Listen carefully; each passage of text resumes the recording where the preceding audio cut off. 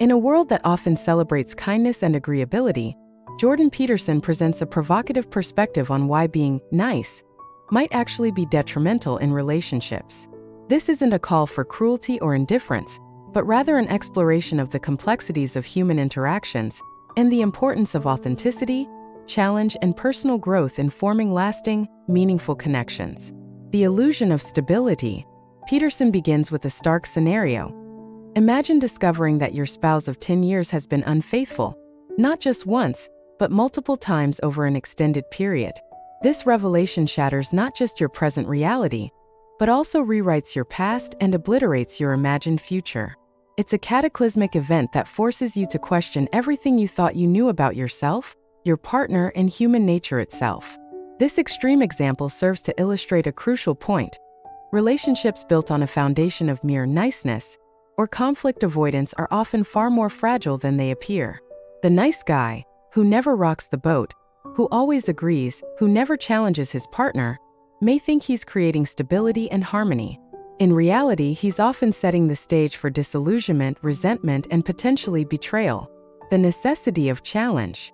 Peterson argues that real, lasting relationships aren't built on constant agreement and placidity. Instead, they're forged through a process of mutual challenge and growth.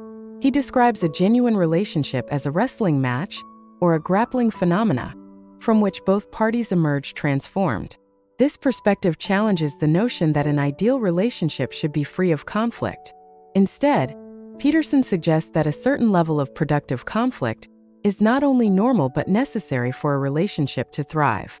It's through these challenges that partners truly get to know each other, test their boundaries, and grow both individually and as a couple. The danger of idealization. One of the key reasons nice guys may find themselves betrayed is their tendency to idealize their partners. Peterson draws on Jungian psychology to explain how we often project our idealized archetypes onto our romantic interests. For men, this might mean seeing a woman not as she truly is, but as the embodiment of their ideal feminine archetype. This idealization can lead to a refusal to see or acknowledge a partner's flaws, creating an unrealistic and unsustainable dynamic. When reality inevitably fails to match the idealized image, disappointment and disillusionment often follow. The nice guy, who refuses to see his partner as a complex, flawed individual, is setting himself up for a painful awakening. The balance of positive and negative interactions. Interestingly, Peterson cites research suggesting that the most stable and long-lasting relationships aren't those with only positive interactions. Instead, the optimal ratio appears to be about 5 positive interactions to 1 negative. Relationships with too few negative interactions, more than 11 positive to 1 negative, tend not to last, likely due to a lack of genuine engagement and growth. This underscores the importance of honest communication, including the ability to express dissatisfaction or disagreement. The nice guy, who avoids all conflict, may think he's preserving harmony, but he's actually depriving the relationship of the friction necessary for growth and genuine connection. The importance of boundaries and self-respect. Peterson emphasizes the importance of setting and maintaining boundaries in relationships. He suggests a 3-strike rule for addressing repeated behaviors that cause emotional upset. This approach allows for some flexibility, not calling out every minor infraction, while still ensuring that significant issues are addressed.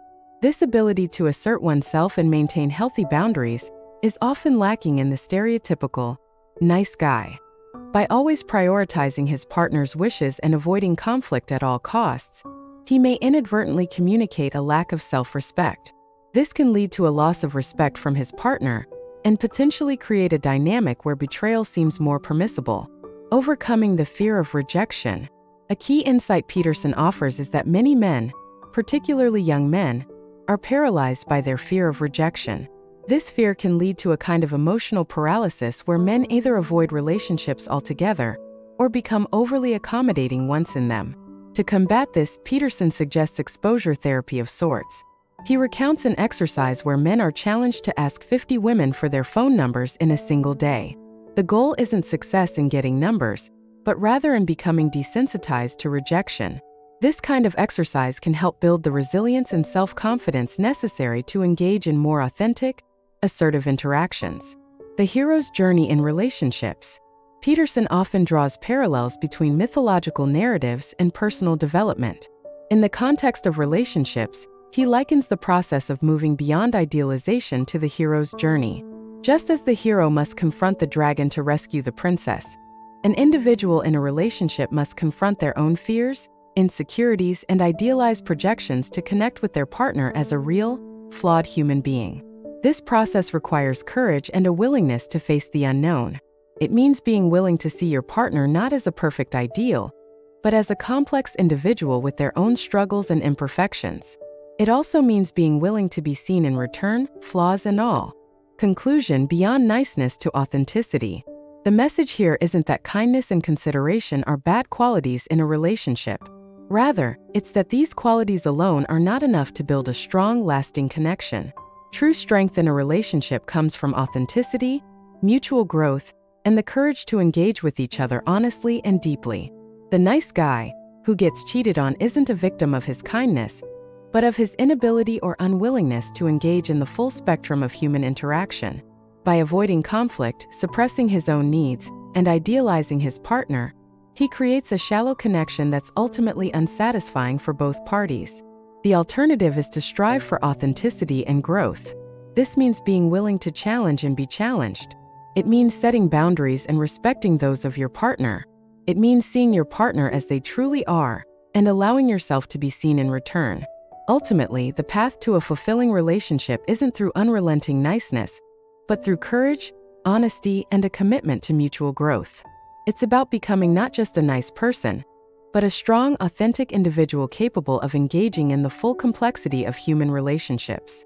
This is the journey that Peterson encourages us to undertake, a journey that, while challenging, offers the potential for deep, lasting connection and personal transformation.